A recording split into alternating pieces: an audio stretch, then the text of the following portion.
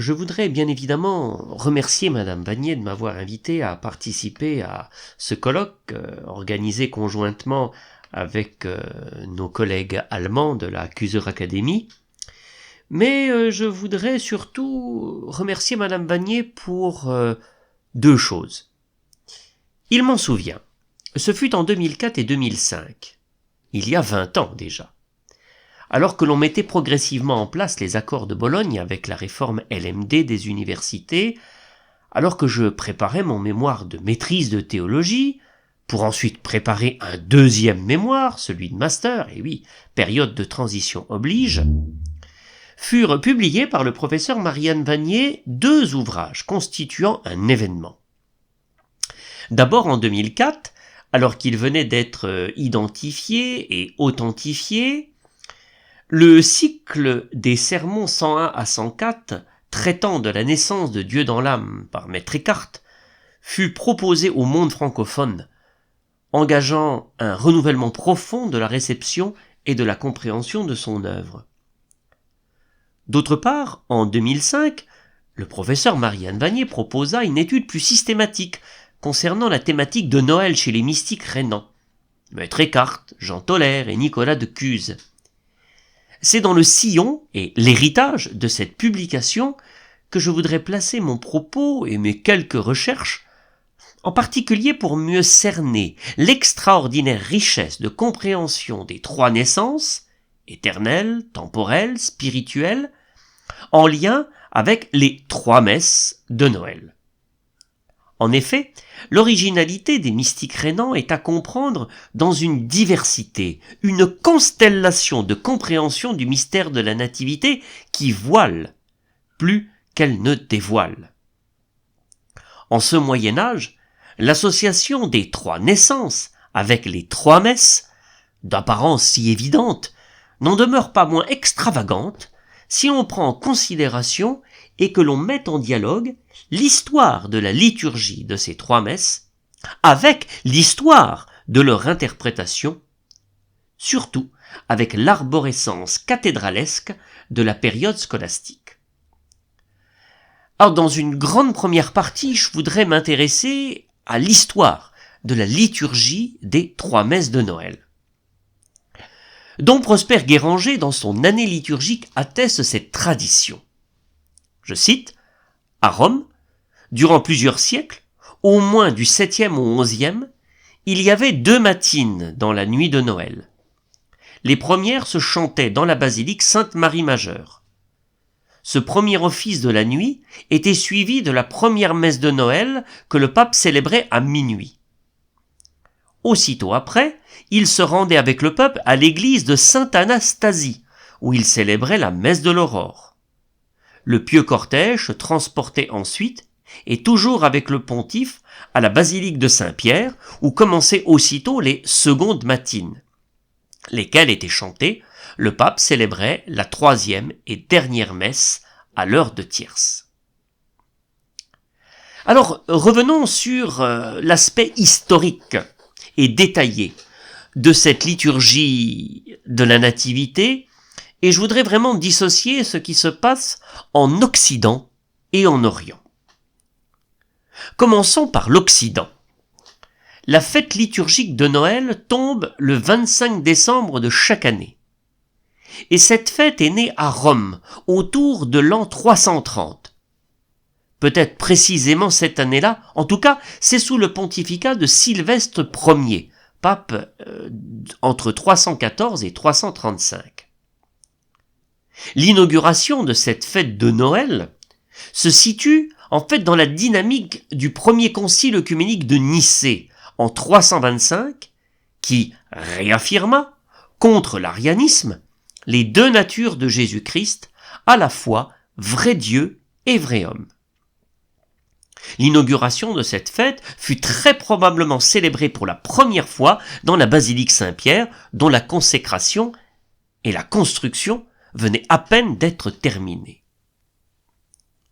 Cependant, il y avait, en ces années-là, 330, une pratique liturgique papale proposant, pour chaque fête, deux messes. Une messe le jour et une messe la veille au soir. pratique que l'on retrouve par excellence lors de la fête de Pâques. Donc, nous avons ici, en Occident, l'une des racines les plus anciennes de la messe de la nuit et de la messe du jour de la Nativité. Mais en Orient, pendant toute cette période, au moment où Constantin fonda Constantinople comme nouvelle capitale de l'Empire romain d'Orient en 330, l'Église à Jérusalem avait développé certains usages particuliers qu'il convient de prendre en considération. En effet, Égérie, une femme qui a fait un long pèlerinage en Terre Sainte de 381 à 384, a décrit dans son Itinéraire comment les chrétiens de Jérusalem commémoraient le mystère de Noël le 6 janvier, avec comme usage une messe la veille et une messe le jour, mais avec ces caractéristiques étonnantes. Une veillée à minuit à la grotte de Bethléem, suivie d'une procession au flambeau vers Jérusalem qui finissait à l'aube au Saint-Sépulcre, nouvellement redécouvert par sainte Hélène, c'est-à-dire dans l'église de la Résurrection, Anastasis en grec, construite par Constantin en 335. Et là, je voudrais faire un arrêt sur image sur cette liturgie stationnale de Jérusalem, à la fois captivante mais intrigante, mais dont les conséquences seront capitales pour notre propos concernant les mystiques rénants. D'un point de vue liturgique, nous pourrions faire deux remarques. D'une part, le rite fait un lien entre le lieu de la naissance et le lieu de la résurrection. Il crée un lien entre deux cavités rocheuses, la grotte de la Nativité et le tombeau nouvellement construit. La grotte d'un mort, pourrait-on dire, dans laquelle reposa Jésus avant de ressusciter. D'autant que le lieu de la résurrection devient le lieu principal pour fêter la Nativité. D'où se pose légitimement la question du sens de cette naissance. De quelle naissance parle-t-on ? Si le jour de Noël était l'occasion de mettre en exergue le psaume 2, « Le Seigneur m'a dit, tu es mon fils, moi aujourd'hui je t'ai engendré », ce verset ne concerne pas directement la naissance dans l'histoire de Jésus, mais l'engendrement au moment de la résurrection. Le jour de Noël, à Jérusalem, semble être l'occasion de faire mémoire de ce qui est écrit dans les Actes des Apôtres, je cite, « Et nous vous annonçons cette bonne nouvelle, la promesse que Dieu avait faite à nos pères, il l'a entièrement accomplie pour nous, leurs enfants, en ressuscitant Jésus. C'est ce qui est écrit au psaume 2e, « Tu es mon fils, aujourd'hui je t'ai engendré ». Par conséquent, la lumière de ce jour nouveau n'est pas tant la mémoire de la naissance historique de Jésus que celle de la résurrection. Le lien avec la lumière du matin de Pâques est ici manifeste. Si un astre s'est levé au moment de la naissance de Jésus et qu'ont vu les mages, ce dernier annonce l'étoile du matin, selon saint Pierre, c'est-à-dire l'astre de la résurrection. D'autre part, cette pratique liturgique met en exergue la différence entre ce qui est entendu et le lieu où cela est entendu. Faire mémoire d'une naissance à la grotte de Bethléem, c'est normal, puisque c'est le lieu où le roi des Juifs vient de naître. Mais suivant ce rite liturgique, le pèlerin de Jérusalem sont étonnamment comparables aux disciples venus au matin de Pâques au tombeau, alors qu'ils devraient davantage ressembler aux bergers qui se sont mis en route durant la nuit pour venir au matin adorer l'enfant. Ainsi, n'est-ce pas indirectement considéré, d'un point de vue exégétique, que la venue des bergers, selon saint Luc, anticipe la venue des disciples au tombeau au lever du jour de Pâques. Et il y a un lien symbolique entre l'enfant Jésus, celui qui est déposé dans la mangeoire, et le ressuscité du matin de Pâques. Alors une question se pose. Est-ce que cette pratique liturgique de Jérusalem reposerait uniquement sur un présupposé théologique et christologique ? Ou bien reposerait-elle sur un présupposé remontant à la racine même de la rédaction des évangiles, de leur compréhension, et surtout de l'influence de la communauté joannique et son rapport avec la liturgie du temple de Jérusalem. Selon l'historien Simon-Claude Mimouni, il est venu à écrire, je cite, « D'un point de vue historique, il convient de ne surtout pas considérer les récits canoniques comme supérieurs aux récits apocryphes. À l'époque de leur rédaction, vers la fin du 1er siècle et durant tout le 2e siècle, les uns et les autres avaient très certainement le même statut théologique, jusqu'au moment où le canon a été fixé. Alors permettez-moi de convoquer un évangile apocryphe, qui justement va décrire la grotte de la Nativité, certes de manière poétique et fleurie, mais la présentant avec la même caractéristique que le tombeau de Jésus selon l'évangile de Jean. En effet, l'évangile dit que le tombeau n'avait jamais servi, c'est-à-dire qu'il est vierge, qu'il est immaculé. Même après la résurrection, le tombeau est décrit comme s'il n'avait jamais servi. Suffit de penser à Jean 19, verset 41. Comme s'il n'avait jamais servi à recevoir le corps de Jésus, déposé après avoir été embaumé par Joseph d'Arimathie et Nicodème. Or, selon l'évangile apocryphe, cette grotte de la Nativité a la particularité de n'avoir jamais reçu la lumière, c'est-à-dire de n'avoir jamais servi, de n'avoir jamais été découverte. Selon le texte apocryphe, la lumière y entre au moment où Marie y vient pour y mettre au monde l'enfant. C'est par Marie, vierge et mère, que la lumière, celle du Fils de Dieu, entre dans cette grotte.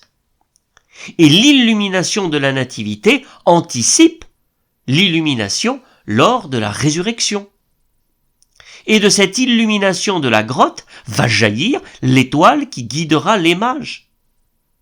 Ainsi, l'étoile des mages anticipe l'étoile du matin qui désigne, selon l'apôtre Pierre, la résurrection, la lumière qui jaillit du tombeau. Si l'évangile apocryphe fait bien ce lien entre la grotte de la Nativité et le tombeau, et cela dans un contexte résolument joannique, cela montre l'importance et la pertinence de ce mouvement. Or, que représente le sépulcre dans l'évangile selon saint Jean ? D'après le récit de l'apparition à Marie-Madeleine, ce dernier est comparable géographiquement au Saint des Saints du temple de Jérusalem, puisque le tombeau est décrit de la même manière que l'Arche de l'Alliance. Il y a 2 hommes assis aux extrémités, comme les chérubins sur le propitiatoire. D'ailleurs, Marie-Madeleine n'entre pas dans le tombeau, comme s'il ne fallait pas souiller, cet espace saint et immaculé. Et comme pour le rite annuel de la Pâque, le propitiatoire de cette nouvelle arche a été lavé du sang de l'agneau, par le fait même que le corps supplicié de Jésus y reposa. Mais le corps de Jésus était également entièrement oint par les aromates prévus pour les morts. Dans ce contexte sacrificiel pascal, l'embaumement a presque une valeur d'onction, comme si on venait à consacrer un nouvel autel. Les subtils détails du récit de la mort de Jésus et de sa résurrection attestent presque l'inauguration d'un nouveau temple. L'autel des sacrifices serait la croix, Jésus serait l'agneau immolé, et le sépulcre, le Saint des Saints. C'est un nouveau culte qui semble ainsi mis en pleine lumière. Ce qui fait que ces informations confrontées avec ceux de l'évangile apocryphe en ce qui concerne la nativité, et surtout ce que nous avons découvert comme lien entre la grotte et le sépulcre, semblent établir un lien indirect et subtil avec la fête des Lumières, comme l'a décrit Flavius Joseph, c'est-à-dire la fête d'Hanouka, en souvenir de l'inauguration du nouvel autel dans le second temple de Jérusalem en 164, fête qui devait avoir lieu en hiver, c'est-à-dire durant le mois de décembre. D'ailleurs, dans le livre des Maccabées, racontant l'inauguration de cette fête, la grotte a son importance, puisque ce fut le lieu du culte lorsque Jérusalem était envahie par le roi Antiochus IV. Comme le soulignait Flavius Joseph, il s'agit de la fête des Lumières, parce qu'il s'agit avant tout d'une libération pour restaurer le culte.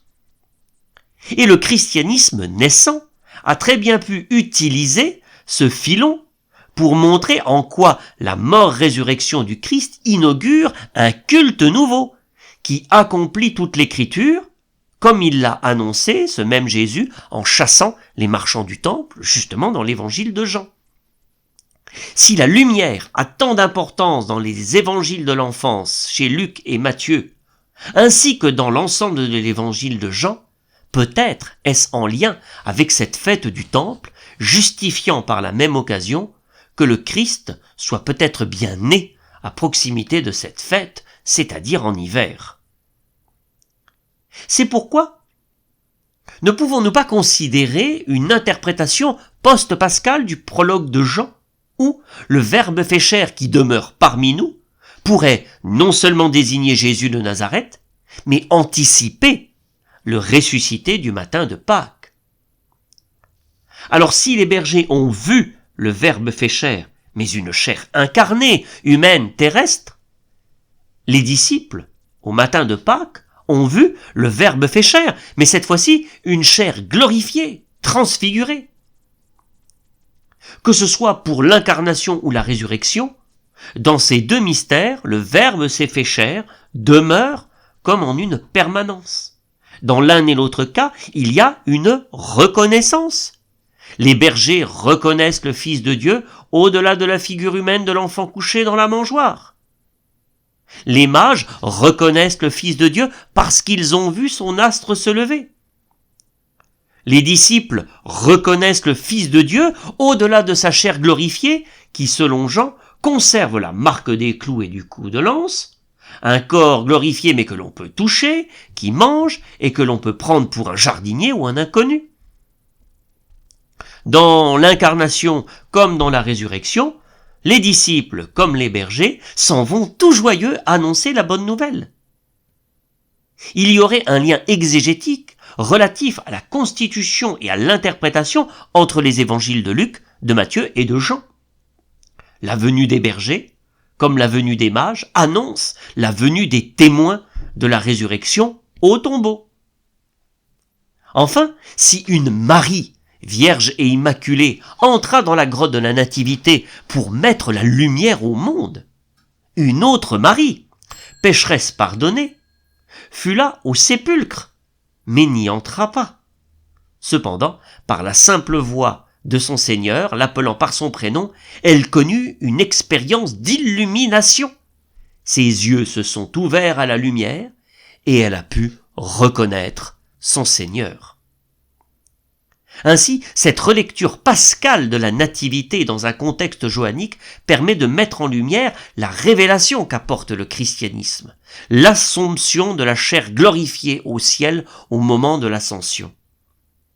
Et cette révélation permet alors d'entrevoir les conséquences anthropologiques futures, la vie nouvelle qu'expose saint Paul comme saint Pierre, cette vie où, dans notre chair humaine, nous sommes déjà ressuscités, en d'autres termes, c'est la divinisation.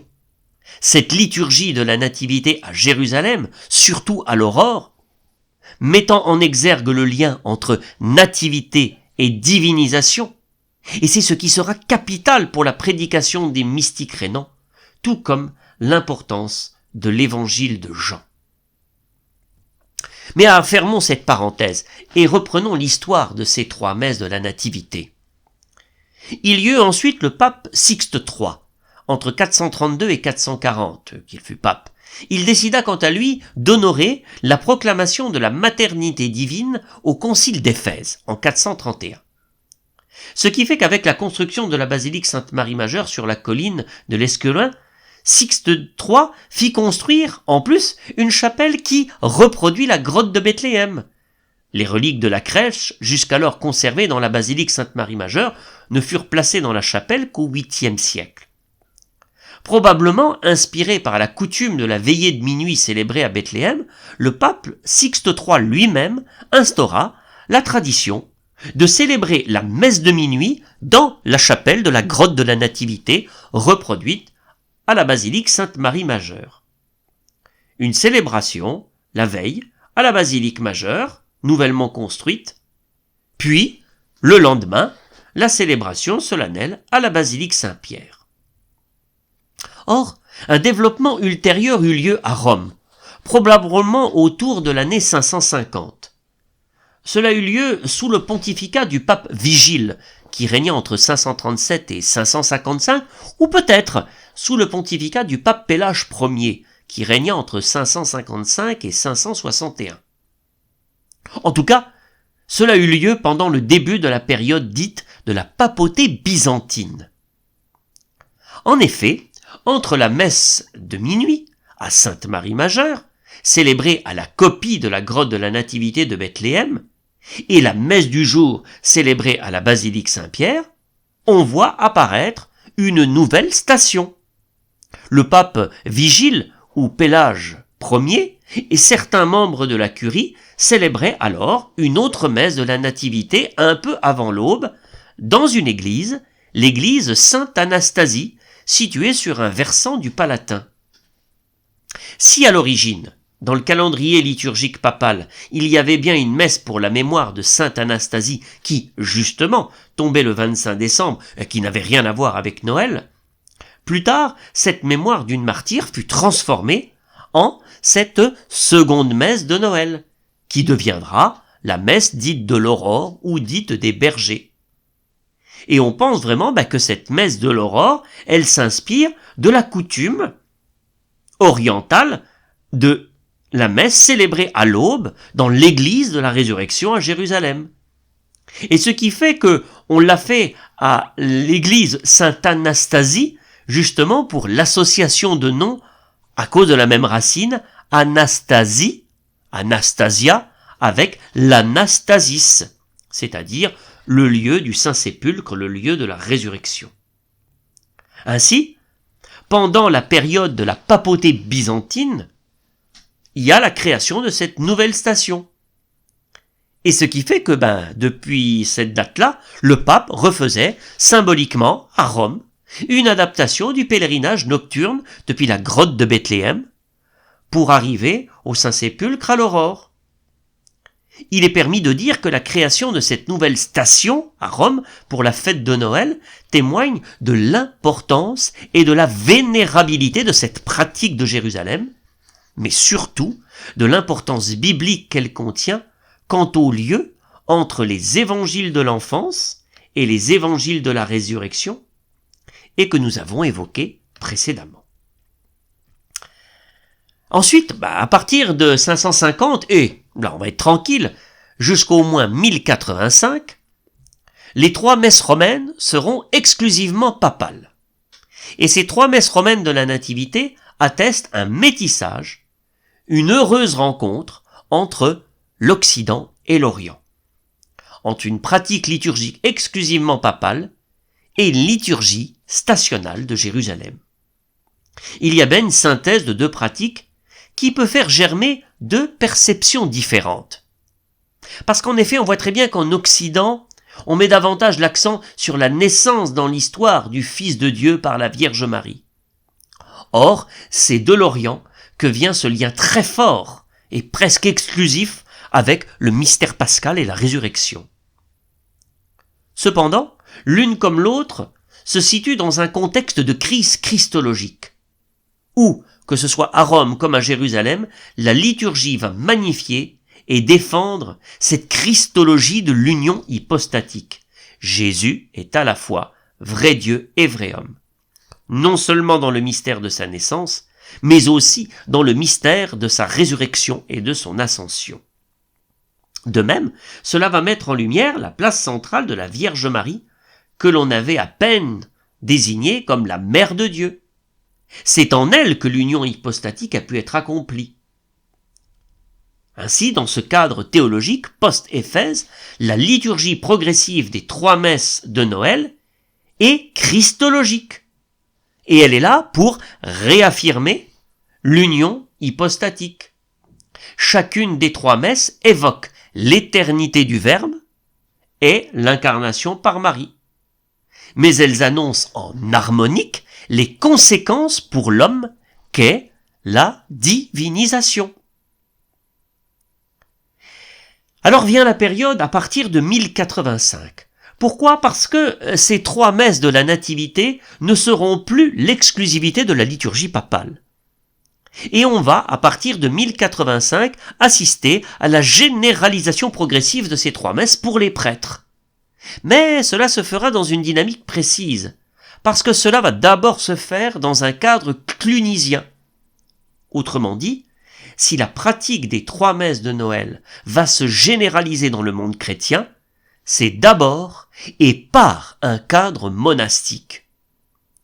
La vie monastique du Moyen-Âge va porter la propagation de la pratique de ces 3 messes de la Nativité avant de parvenir dans les paroisses pour être pleinement intégrée et reconnue par l'ensemble du clergé lors de la réforme liturgique du Concile de Trente en 1570. Mais surtout, la vie monastique du Moyen-Âge va avoir une influence considérable sur la réception, sur la compréhension et sur l'interprétation de ces 3 messes par le biais des sermons. Alors en deuxième grande partie, maintenant, voyons l'histoire de l'interprétation des 3 messes de la Nativité en lien avec les 3 naissances. Alors tout d'abord, il faut mentionner que la thématique des 3 naissances prend sa source chez les cisterciens, mais sans aucun lien apparent avec la liturgie des 3 messes de la Nativité. Peu de temps après la généralisation des 3 messes de la Nativité dans le cadre clunisien en 1085, l'ordre des cisterciens, nouvellement fondé, aura une influence décisive et capitale sur la réception et à long terme sur la compréhension de ces 3 messes. Ces derniers proposent d'abord et avant tout une synthèse christologique.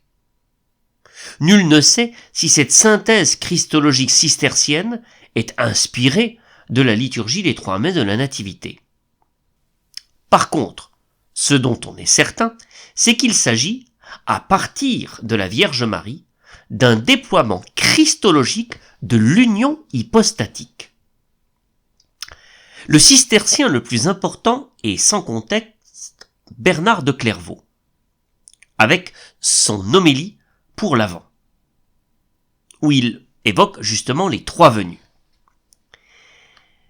Ce sermon présente davantage une vision historique de l'histoire du salut. Première venue du Christ dans l'histoire, c'est l'incarnation rédemptrice. Deuxième venue, c'est à la fin des temps, donc une christologie à visée eschatologique. Et entre les deux, c'est-à-dire entre l'ascension, pourrait-on dire, et le retour glorieux du Christ, il vient en nous. Mais vraiment, ce qui est très intéressant dans cette christologie de Bernard de Clairvaux, c'est qu'elle est à visée résolument eschatologique. Par contre, dans le sillon de Bernard de Clairvaux, il y a le cistercien Guéric d'Igny. Ce dernier va proposer une herméneutique à partir de Saint Bernard. C'est de lui que nous devons le terme naissance pour remplacer le terme venue. Ensuite, de la vision historique des 3 venues de Saint Bernard, première venue dans le temps, deuxième venue latente eschatologique et la venue intermédiaire en nous, Guéric d'Igny va abandonner la deuxième venue à la fin des temps.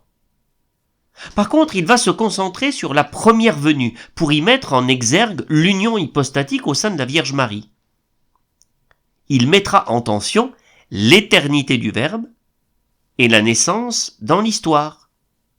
D'où les 3 naissances que sont la naissance éternelle du Verbe, la naissance dans l'histoire, la naissance en nous. Et cette relecture de Guéric d'Igny aura des conséquences, car elle fera perdre à la christologie originale de Bernard de Clairvaux son accent si eschatologique. Et nous verrons justement les conséquences pour les mystiques rénants. Alors à côté de cet engouement cistercien, qui est capital, cette christologie, d'où apparaîtra à partir des 3 venues de Bernard de Clairvaux les 3 naissances chez Guéric d'Igny, il y a bien évidemment une autre famille religieuse qui entre en considération, ce sont les franciscains. Parce qu'en effet, l'une des premières traces d'un sermon sur les 3 messes connues est celui d'un franciscain, Antoine de Padoue. Mais ce sermon n'est pas destiné pour Noël, il s'agit d'un sermon pour l'Annonciation. Mais ce qui est le plus intéressant, c'est qu'Antoine de Padoue va s'appuyer sur une homélie pour la nativité d'un pape qui lui est contemporain, Innocent III. Ce sermon est capital car il est un carrefour entre d'une part une interprétation les plus fidèles au sens originel des 3 messes de la nativité grâce à l'autorité papale d'Innocent III, d'autre part l'utilisation de la christologie des 3 naissances, héritage des cisterciens, pour les associer à chacune des 3 messes. On peut dire que cette rencontre entre christologie cistercienne et liturgie de la nativité sera le signe de la construction, de l'architecture d'un système théologique complexe mais passionnant, fait de continuité et de nouveauté. Je voudrais que l'on s'attarde à ce sermon d'Antoine de Padoue pour l'Annonciation, puisque bien sûr, s'il fut, en tout cas c'est la première trace dans un sermon où l'on voit l'association donc d'une des 3 naissances de l'héritage cistercien pour l'associer à chacune des 3 messes. Mais ce qui est le plus intéressant, c'est que pour justifier cette association, Antoine de Padoue va s'appuyer sur une autorité donc d'Innocent III dans un de ses sermons, donc à lui, sur la nativité. Or, dans ce sermon d'Innocent III sur la nativité, ce dernier ne fait pas le lien avec les 3 messes. Par contre, il va faire un rappel christologique. Et ce qui est le plus intéressant, c'est que donc Antoine de Padoue, appuyé sur la christologie d'Innocent III, va remettre en perspective avec les 3 naissances cisterciennes, et chacune de ces 3 naissances, il va, après, les associer à chacune des 3 messes de la nativité, et cela à partir d'un commentaire biblique, mais de pas n'importe quoi, de l'introïte de chacune des messes. Alors, je vais vraiment m'attarder sur ce sermon, parce que comme il est l'un des premiers en tout cas dont on est la trace, si on l'étudie maintenant, on pourra après mieux comprendre ce qui se passera dans les générations futures, donc à savoir avec Bonaventure et Thomas d'Aquin, ensuite dans les générations suivantes avec Jean Tolaire et Maître Eckhart, et encore après chez Nicolas de Cuse. L'argument d'autorité d'Innocent III se résume ainsi. Le Christ glorieux. Et là, il faut insister parce que c'est vraiment, l'Innocent III, c'est vraiment une christologie eschatologique. Là, on retrouve presque la connivence avec Bernard de Clairvaux. Donc, le Christ glorieux est à la fois vrai Dieu et vrai homme. Donc, vous voyez, donc on rappelle l'union hypostatique, mais vous voyez, mais c'est cette union hypostatique que l'on contemple à travers le Christ glorieux, donc c'est-à-dire le Christ eschatologique. Alors, puisqu'il est vrai Dieu, donc il a un engendrement éternel par le Père, comme il est vrai homme, c'est qu'il y a une génération temporelle par Marie, et comme nous sommes dans une attente eschatologique, nous sommes dans l'attente de la glorification future, ainsi, cette union hypostatique ne se manifestera en pleine lumière que lors du retour du Christ à la fin des temps. Et là, Innocent III s'appuie justement sur l'écriture en disant voilà que c'est en contemplant le Christ glorifié à la fin des temps que l'on pourra alors vraiment en pleine lumière voir comment le Christ est à la fois vrai Dieu et vrai homme. Alors ce qui fait que vous voyez avec cette christologie d'Innocent III, donc une christologie eschatologique avec la naissance éternelle du Père, la naissance temporelle par Marie et cette attente eschatologique pour que l'union hypostatique soit vraiment manifestée en pleine lumière, Alors, Antoine de Padoue va justifier cela en associant chacune des 3 étapes de cette Christologie, de ces 3 naissances, avec chacune des messes. Alors, comme je le disais, il va justifier systématiquement son idée en commentant l'introïte. Alors, c'est très intéressant d'un point de vue liturgique de commenter l'introïte, parce qu'il faut bien se dire que quand on a une pratique liturgique, ce sont les versets bibliques de l'introïte qui donnent le ton pour la fête. C'est l'antienne d'introïte avec les versets qui permettent d'entrer dans l'intelligence du mystère célébré. Ce qui fait que c'est très judicieux de la part donc d'Antoine de Padoue de commenter, non pas à la rigueur les évangiles ou les épîtres ou les versets de psaumes du graduel que l'on peut entendre dans le cadre de la messe, mais de partir d'un commentaire de ce qui a été entendu, de ce qui a été chanté, et en particulier l'introïte, parce que c'est l'introïte qui donne le ton de la fête. Alors, l'introïte de la nuit, de la messe de la nuit, de la première naissance, c'est un extrait justement sur le psaume 2, verset 7. « Le Seigneur m'a dit, tu es mon fils, moi aujourd'hui je t'ai engendré ». Et nous avons pu voir dans l'histoire des 3 messes comment ce verset était vraiment interprété à la lumière de la résurrection dans le monde oriental. Et donc c'est en commentant ce verset d'introïte qu'alors effectivement Antoine de Padoue va justifier l'engendrement éternel du Fils par le Père, c'est-à-dire un engendrement caché dans l'obscurité, c'est-à-dire voilé. Ensuite, à la deuxième messe, donc la messe dite de l'aurore, donc là il va simplement évoquer, alors là il va pas directement commenter l'introïte, mais par contre c'est là qu'il va déployer l'histoire de la génération temporelle de Jésus par Marie à Bethléem. Vous voyez, alors c'est un mystère à la fois visible et invisible, parce que on voit Marie, on voit elle va mettre au monde un enfant, mais c'est vrai que la reconnaissance que Jésus est le Fils de Dieu, et en même temps que Marie, de droit, puisse porter après le titre de Mère de Dieu, tout ça c'est un mystère qui est encore caché. Il est déjà là, mais encore caché. Il est à la fois visible, mais il est encore invisible. Il n'est pas encore en pleine lumière. D'ailleurs, c'est très intéressant parce que Antoine de Padoue considère que cette messe de l'aurore, elle est précisément appelée la messe de la lumière. On est encore dans les ténèbres, mais la lumière est en train de germer. Oui, c'est vraiment l'aurore. Le soleil n'est pas encore là, mais déjà des rayons sont là. Donc, il fait que c'est un mystère qui est presque présent là, mais qui n'est pas encore pleinement visible. Et c'est donc là que l'on fait mémoire de l'incarnation dans le temps. Puis vient bien évidemment la messe du jour, où alors là on parle, donc là c'est un extrait d'Isaïe dans l'introïte, un enfant nous est né, un fils nous est donné, éternel est sa puissance. Et là c'est très intéressant parce qu'Isaïe va servir à Antoine de Padoue pour montrer que cet enfant qui est donné, ce fils qui nous est donné, c'est pas uniquement celui qui est né à Bethléem, mais c'est le Christ glorieux que l'on attend. Et donc c'est là, c'est vraiment dans l'attente eschatologique que cette union hypostatique manifestera en pleine lumière le fait que le Christ est à la fois vrai Dieu et vrai homme.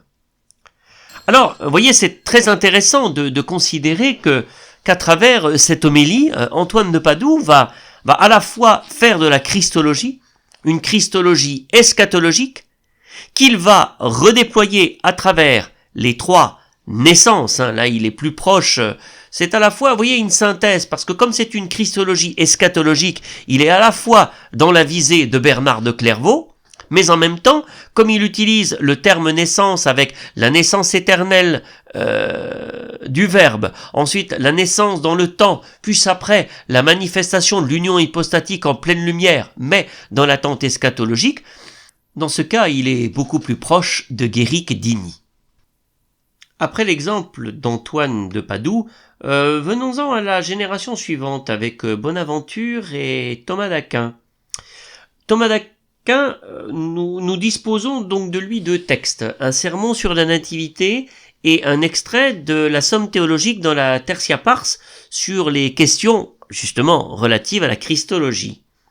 Par contre, de Bonaventure, nous avons une méditation mariale, au sein de laquelle il va reconfigurer la christologie cistercienne, en particulier celle d'Éric Diny avec les trois naissances, bien que Bonaventure ne fasse aucune référence aux trois messes. Ce qui montre bien, je pense, qu'entre Antoine de Padoue et Bonaventure, qu'il y a vraiment un état embryonnaire. C'est-à-dire que même si Bonaventure ne le traite pas, si Antoine de Padoue l'a déjà traité, c'est que voilà, il n'est pas encore, c'est pas encore une mode, c'est pas encore une tradition vraiment d'interpréter et d'associer les trois données de la christologie cistercienne avec chacune des trois messes. Là, voilà, il y a eu un premier exemple avec Antoine de Padoue, chez Bonaventure ça ne l'est pas, ça viendra avec Thomas d'Aquin, pour après bien évidemment avoir un tournant significatif et radical avec les mystiques rénants, en particulier le sermon pour Noël de Jean Tolaire, ainsi que 2 sermons au moins de Nicolas de Cuse.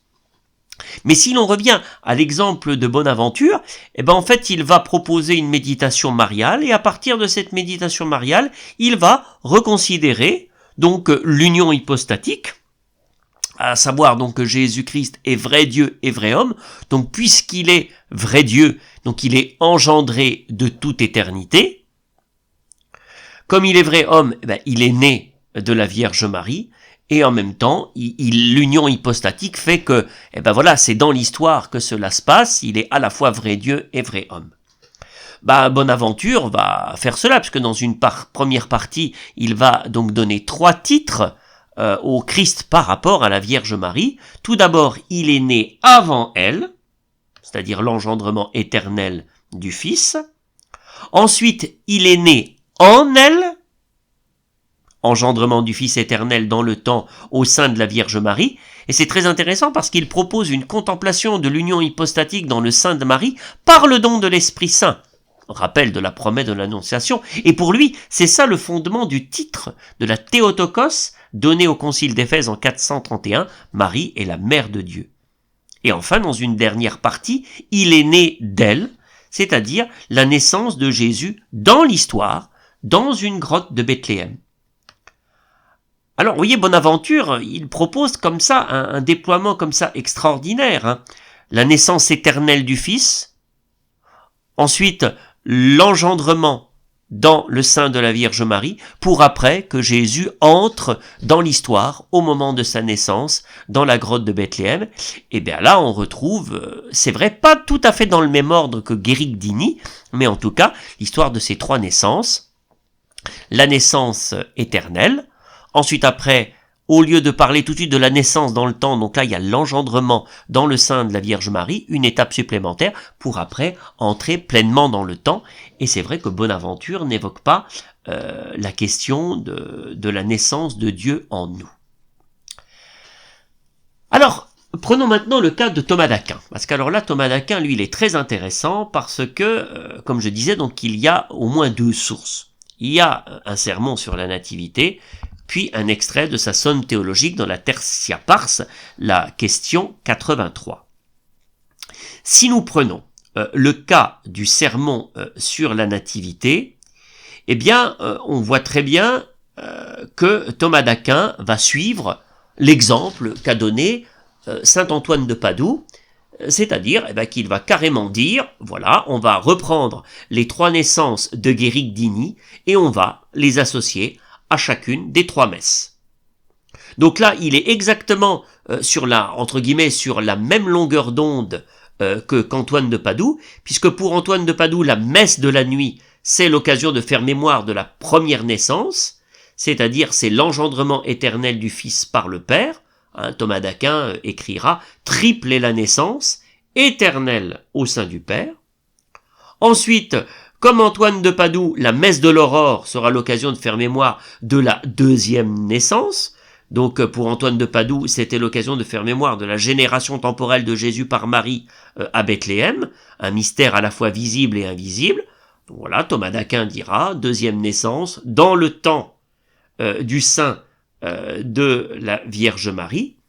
Par contre, ce qui va un petit peu diverger, c'est que, Antoine de Padoue, pour la troisième messe, la messe du jour, pour lui, ce sera l'occasion de manifester en pleine lumière l'attente du Christ glorieux, parce que c'est vraiment en lui qu'apparaîtra en pleine lumière l'union hypostatique, que Jésus est vraiment vrai Dieu et vrai homme, tandis que Thomas d'Aquin, lui, va prendre la troisième naissance, selon Guéric d'Igny, c'est-à-dire la naissance spirituelle de Jésus en nos cœurs.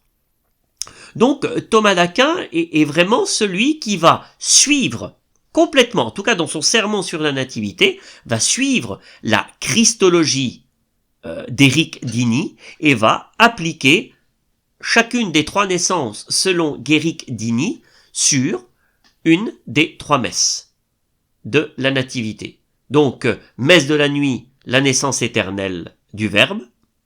Ensuite, messe de l'aurore, la naissance de Jésus dans le temps, naissance historique, et la troisième messe, ce sera la messe du jour de Noël, l'occasion de parler de la naissance spirituelle de Jésus en nous.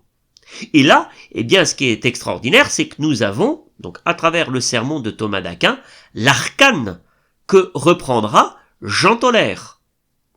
Si ce n'est que Jean Tolère, il va exactement reprendre le même principe Guéric d'Igny, donc c'est la christologie cistercienne, mais lui, il va, pour le coup, contrairement à Thomas d'Aquin, qui lui n'a pas commenté chacun des introïtes de la messe, par contre, Jean Tolère va reprendre d'Antoine de Padoue le fait de commenter systématiquement les introïtes de chacune des messes. Alors là, c'est très intéressant parce que c'est comme si Jean Tolère opérait finalement une sorte de synthèse entre Antoine de Padoue et Thomas d'Aquin. Il va reprendre la méthodologie que l'on retrouve chez Antoine de Padoue, donc c'est-à-dire commenter systématiquement l'introïte de la messe, pour après aborder chacune des trois naissances, pour les appliquer à chacune des trois messes, mais là, pour le coup, il va être fidèle à Thomas d'Aquin, qui lui va suivre quasiment mot à mot, pourrait-on dire, la christologie cistercienne d'Éric d'Igny, de Guéric d'Igny, pardon. Signe avec cela, tout irait bien. Mais Thomas d'Aquin laisse un deuxième commentaire, et là c'est dans la Somme théologique. Alors ce qui est très intéressant dans la Somme théologique, c'est qu'il va proposer deux interprétations différentes. C'est-à-dire, il va recréer le lien entre chacune des trois messes de la Nativité, mais il va proposer deux interprétations différentes. Et là, ça devient assez impressionnant parce que de voir qu'au bout du compte, entre son sermon pour la Nativité, ensuite, les deux extraits qu'il cite dans la troisième partie de sa Somme théologique, donc dans la partie christologique, en fait, il y a déjà là une constellation chez Thomas d'Aquin. Il y a trois interprétations différentes. Ce qui peut quand même dire qu'avec la génération de Thomas d'Aquin, vous voyez, l'interprétation n'est pas encore systématique. Il y a encore des possibilités d'interprétation. On voit bien qu'il y a quelque chose qui se cherche encore. L'idée, voyez, d'associer chacune des trois naissances dans de la christologie cistercienne et de l'appliquer et de faire un lien thématique avec chacune des trois messes, on est encore, on va dire, dans la construction. C'est encore en recherche, ce n'est pas pleinement établi, comme ce le sera chez les mystiques rénants, parce que là on voit très bien que si l'on compare le sermon pour Noël attribué à Jean Tolère avec les sermons soit pour Noël, le Verbum caro factum est de 1438 de Nicolas de Cuse, ou alors le sermon pour le jour de la sanctification, donc qui a lieu dans l'octave de la Nativité, lui aussi datant de 1444 de Nicolas de Cuse, et là pour le coup on voit bien qu'il y a une unité, il y a vraiment une tradition qui s'est instaurée. Donc là nous sommes encore dans une élaboration. Alors justement, que propose Thomas d'Aquin ? Alors c'est très intéressant parce que pour Thomas d'Aquin, la première messe, donc celle de la nuit, soit en commentant l'introïte, donc c'est-à-dire le psaume 2 verset 7, le Seigneur m'a dit tu es mon fils, moi aujourd'hui je t'ai engendré. Donc là, vous voyez, il va reprendre la même interprétation, enfin tout du moins la même méthodologie que l'on trouvait déjà chez Antoine de Padoue. Par contre, en commentant ça, il va rester dans la logique de la naissance éternelle, du Verbe, qui est caché. Mais en même temps, comme dans la messe de la nuit, on entend l'évangile qui annonce la naissance corporelle, alors on peut très bien dire que la première messe, c'est-à-dire la messe de la nuit, elle représente la naissance du Christ selon le temps et dans son corps. Donc vous voyez, si on commente l'introïte, ça parle de la naissance éternelle du Verbe. Si l'on se borne à commenter l'évangile, alors on est plutôt dans la naissance temporelle. Donc ce qui fait que vous voyez comment, suivant le texte biblique que l'on va faire, on va attribuer ou pas, on va réordonner, on va dire, les trois naissances de Guéric d'Igny. Et ça, c'est très intéressant, vous voyez, de voir que il y a vraiment un système théologique, christologique qui a été établi chez les cisterciens, et on va plus ou moins le reconfigurer dans son association avec chacune des trois messes, suivant quoi? Suivant ce que l'on va interpréter. Si on interprète l'introïte, alors la première messe, elle évoque la naissance éternelle du Verbe dans le Père.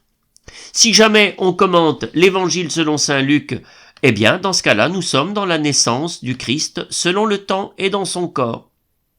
Et il fera la même chose avec, pour le coup, la messe, la deuxième messe, celle de l'aurore. Alors là, c'est très intéressant parce que Thomas d'Aquin est le seul à dire que finalement la messe de l'aurore, c'est elle qui, va développer la naissance de Dieu dans les âmes. Alors là, soit que l'on commente l'introïte, donc en le livre d'Isaïe, la lumière brillera aujourd'hui sur nous, ou alors que l'on commente la deuxième lettre de Pierre, se lève dans nos cœurs comme l'étoile du matin. C'est très intéressant parce que on voit bien qu'il y a une lumière qui brille sur nous aujourd'hui, prophétie de l'Emmanuel, donc on va l'associer à la naissance. Or, la liturgie de la messe de l'aurore prévoit d'entendre la deuxième lettre de Pierre, où là pour le coup on évoque l'étoile du matin qui est la résurrection. Donc là on voit très bien, vous voyez, avec le corpus biblique qui est proposé soit à l'introïte ou soit vraiment dans les lectures, comme nous sommes dans la messe de l'aurore qui était vraiment, vous voyez, le vestige antique de la liturgie de Jérusalem où on est au Saint-Sépulcre, et là les textes bibliques montrent bien le lien qui existe entre le sens de la lumière de la nativité, qui annonce la lumière de la résurrection. Ici, l'introïte rappelle la prophétie de la naissance, de la venue du Messie. La deuxième lettre de Pierre évoque la résurrection. Donc là, les textes bibliques choisis portent l'héritage antique de la liturgie de Jérusalem. Mais, en tout cas, dans l'un et l'autre cas, Thomas d'Aquin considère que, qu'à travers ces deux, comme on parle, qu'à travers ces deux textes bibliques, comme on parle d'une lumière qui brille sur nous, une lumière qui se lève dans nos cœurs, donc, pour Thomas d'Aquin, la deuxième messe de l'aurore, elle représente la naissance dans les âmes. Et enfin, la troisième messe, donc celle du jour, soit on commente toujours la prophétie d'Isaïe, un enfant nous est né, un fils nous est donné. Alors dans ce cas-là, il s'agit de la naissance du Christ selon le temps et dans son corps. Mais si jamais on vient commenter le prologue de l'évangile de Jean qui est entendu, alors dans ce cas-là, c'est la naissance éternelle du Fils en pleine lumière. Donc on voit très bien, vous voyez que Thomas d'Aquin, dans la somme théologique, suivant le texte biblique que l'on va commenter dans chacun de ces trois messes, on va réassocier les trois naissances de Guéric d'Igny, mais suivant un ordre modifié. Ce que je rappelle, un Guéric d'Igny, c'est la naissance éternelle du Verbe, la naissance dans le temps, la naissance de Dieu en nous. Or, pour Thomas d'Aquin, soit c'est d'abord la naissance éternelle du Verbe, puis la naissance dans l'âme, pour terminer par la naissance du Christ selon le temps, ou alors la première messe représente la naissance du Christ selon le temps et dans son corps, puis la naissance dans l'âme, pour terminer par la naissance éternelle du Fils qui est en pleine lumière. Tout en sachant que, comme je vous le disais au début, ça ne correspond pas non plus à ce qu'il pouvait dire dans son sermon sur la nativité. Donc je ne pense pas, vous voyez, que Thomas d'Aquin vienne à se contredire, mais à mon avis, il atteste bien que dans cette génération-là, nous sommes vraiment dans une recherche. Il n'y a pas encore de tradition interprétative, vraiment où l'on va associer d'une manière fixe, voilà, une des 3 naissances de Guéric d'Igny pour l'associer avec une des 3 messes. Par contre, et là où ça va être très très intéressant, toujours avec Thomas d'Aquin, c'est que quelque part Thomas d'Aquin se rapproche quand même un petit peu plus de la vision eschatologique. C'est-à-dire que dans la Somme théologique, on voit bien que dans son commentaire, curieusement, même s'il va reprendre les 3 naissances selon Guéric d'Igny, mais on peut se rendre compte qu'il emprunte quand même davantage l'idée des 3 venues de Bernard de Clairvaux, c'est-à-dire où on aura une dimension qui sera quand même eschatologique. Donc on voit très bien finalement que Thomas d'Aquin, il se situe un peu un mix de tout. Il emprunte à la méthodologie comme on peut la trouver chez Antoine de Padoue. En même temps, il va reprendre les 3 naissances de Guéric d'Igny, tout en sachant qu'il va avoir aussi la visée eschatologique propre à Bernard de Clairvaux. Donc on est vraiment, on va dire, dans une phase d'élaboration d'une tradition interprétative des 3 messes de la nativité. Par contre, eh bien, viendra bien évidemment le cas des mystiques rénants, et c'est là que ça va être très intéressant pour nous, puisque le sermon pour Noël, donc attribué à Jean Tolaire, va, comme je le disais, reprendre la méthodologie d'Antoine de Padoue, donc c'est-à-dire va systématiquement commenter uniquement l'introïte, et je rappelle que c'est un élément fort intéressant, puisque le texte choisi biblique de l'introïte est celui qui nous fait vraiment entrer dans l'intelligence du mystère qui va être célébré. Et donc pour lui, c'est clair, hein, en commentant le psaume 2, le Seigneur m'a dit, tu es mon fils, je t'ai engendré ce jour, pour lui, c'est la messe de la nuit, elle représente la naissance cachée qui se produisit dans le mystère de l'inconnu de la divinité. Ensuite, à la messe de l'aurore aura lieu donc cette 2e naissance, donc il va aussi commenter l'introïte, une clarté aujourd'hui brillera sur nous, et donc pour lui, cette messe, partageant les ténèbres et le jour, est le symbole d'un mystère en partie connu et en partie inconnu. C'est-à-dire, vous voyez, il y a vraiment un mystère qui se cache. Et là, on est vraiment, vous voyez, dans le mystère de l'union hypostatique, mais encore dans le sein de Marie. Il y a quelque chose qui est déjà là, qui est à la fois visible et qui est à la fois invisible, qui est en partie connu et qui est en partie inconnu. Et quelque part, vous voyez, cette espèce de tension où on se situe vraiment, voyez, dans le sein de Marie, avant, on va dire juste avant qu'elle mette au monde, là quelque part, Jean Tolaire se place presque dans l'interprétation qu'en avait faite Bonaventure, hein, quand il avait dit « Elle est née en elle, c'est l'engendrement du Fils éternel dans le temps au sein de la Vierge Marie », et c'est un mystère qui est à la fois voilé et dévoilé, caché, mais en même temps découvert. Et en même temps, c'est le rayonnement de la nature humaine divinisée, hein, selon Jean Tolaire. Et enfin, la 3e messe, celle du jour, toujours en commentant le verset d'Isaïe, « Un enfant nous est né, un fils nous a été donné », et là pour lui, c'est la naissance d'amour qui doit s'opérer et opère à toutes les heures et à tout instant, dans toute âme, bonne et sainte, si elle est prête, une amoureuse attention, et pour lui, c'est la naissance de Dieu dans l'âme. Donc là, on revoit très bien la logique de Guéric d'Igny appliquée à chacune des 3 messes, et cela à partir du commentaire de l'introïte, voilà, tout en sachant que quand on voit le positionnement, à la fois il est dans la tradition méthodologique d'Antoine de Padoue, mais tout en sachant que quand il commente la messe de l'aurore, il est quand même beaucoup plus proche de Bonaventure. Ce qui fait que, d'une certaine manière, en reprenant, voyez, comme Thomas d'Aquin, puisque c'est Thomas d'Aquin, je rappelle, le premier qui avait vraiment repris les 3 naissances de Guéric d'Igny dans son sermon sur la nativité. En même temps, Jean Tauler reprend la méthodologie et quelques emprunts à Bonaventure.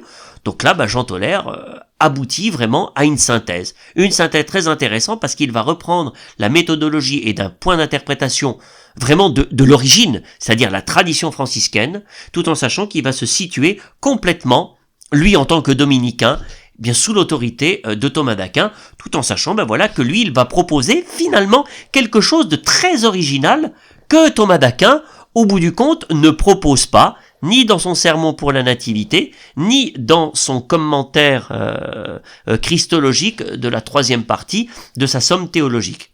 Il fait vraiment quelque chose de neuf, il va innover.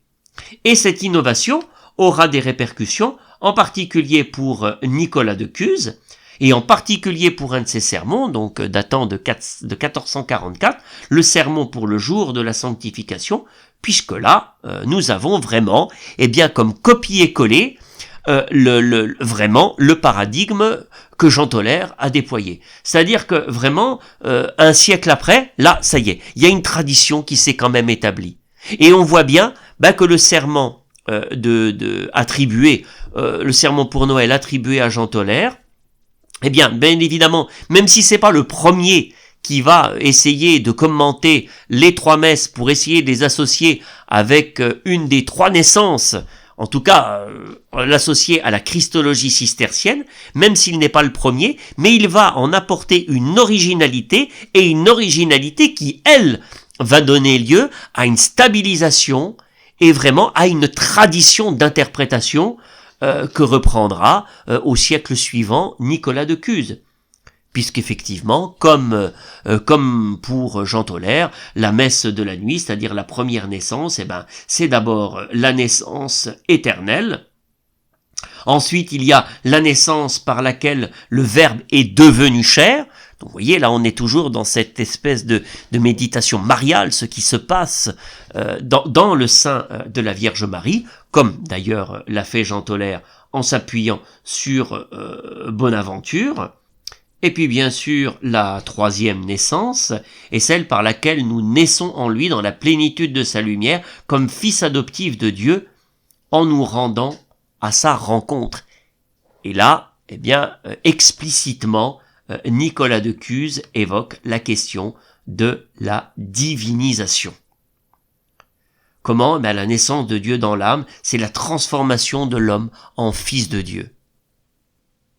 Et là, je pense que Nicolas de Cuse est sans doute celui qui, le plus, en commentant cette 3e messe, va vraiment évoquer un point théologique fondamental qui nous vient de l'Orient et que l'on avait pu voir dans la liturgie de Jérusalem, c'est-à-dire vraiment cette association entre la lumière de la nativité et la lumière de la résurrection pour vraiment entrer pleinement dans cette vie de ressuscité. Parce que cette transformation de l'homme en Dieu, cette naissance de Dieu dans l'âme, c'est finalement quoi ? C'est déployer dans sa vie les contingences de la vie de ressuscité telle que l'a décrit saint Paul.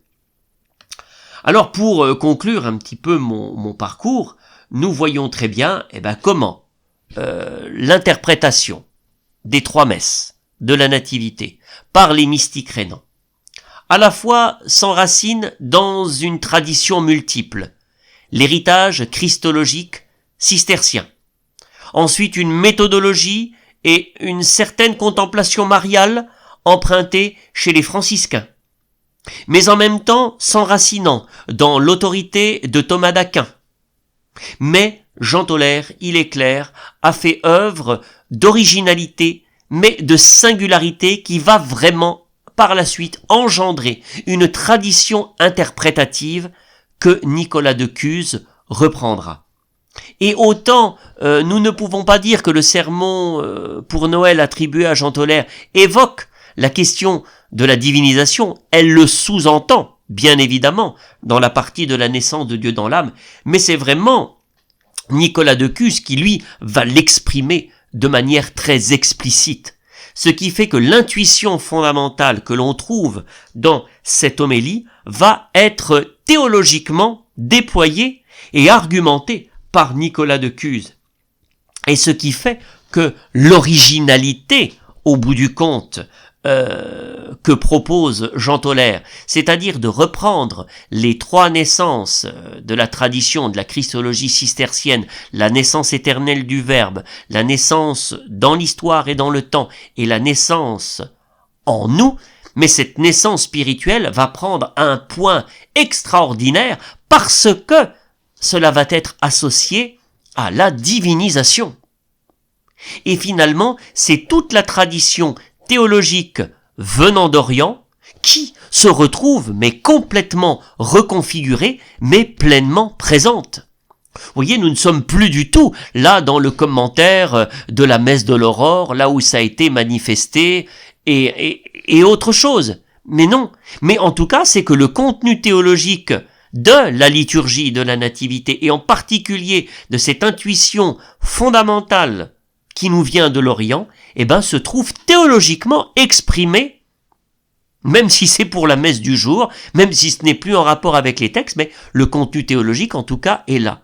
Ce qui fait que nous avons bien, à travers l'originalité, on a la vie liturgique d'un côté de ces trois messes avec son histoire, nous avons une tradition d'interprétation dont la construction s'est solidement charpentée à l'époque scolastique, mais en même temps, curieusement, même s'il y a une reconfiguration assez radicale, mais il n'empêche que le contenu fondamental est bel et bien là, et surtout, c'est que la théologie scolastique des mystiques rénans, elle est vraiment pleinement enracinée dans la tradition venant de l'Orient. Je vous remercie.